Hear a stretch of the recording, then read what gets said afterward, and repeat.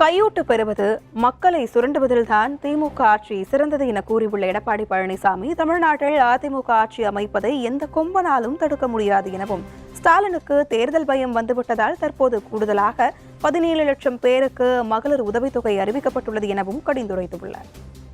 இந்த தொகுதியினுடைய வெற்றி மட்டுமல்ல, சேலம் மாவட்ட தொகுதியில் மட்டும் வெற்றி மட்டுமல்ல, தமிழ்நாட்டில் இருக்கின்ற 234 தொகுதியிலும் நம்முடைய கூட்டணி அதே இடங்களில் வெல்லுவதற்கு இங்கு இருக்கின்ற மக்களே சாட்சி.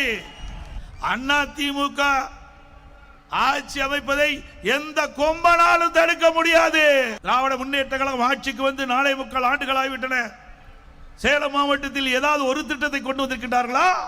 கொண்டு வந்திருக்காங்களா? எந்த திட்டத்தையும் கொண்டு வரவில்லை. நாம் கொண்டு வந்த திட்டத்தை நிறுத்தியதுதான் திராவிட முன்னேற்ற கழக ஆட்சியுடைய சாதனை. 8 கோடி மக்களை சுரண்டி ஒரு குடும்பம் செல்வ செழிப்போடு வாழ்ந்து கொண்டிருக்கிறது. அதுக்கு முடிவு கட்டுகின்ற தேர்தல் வருகின்ற சட்டமன்ற பொது தேர்தல். ஸ்டாலின் குறிப்பிடுகிறார், திராவிட முன்னேற்ற கழக ஆட்சி ஒரு சிறந்த ஆட்சி என்று. எதிலே சிறந்த ஆட்சி?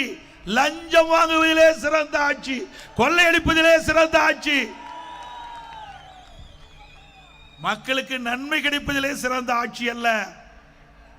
எந்தெந்த வழியிலே ஊழல் செய்வது அதிலே ஒரு சிறந்த ஆட்சி திமுக ஆட்சி.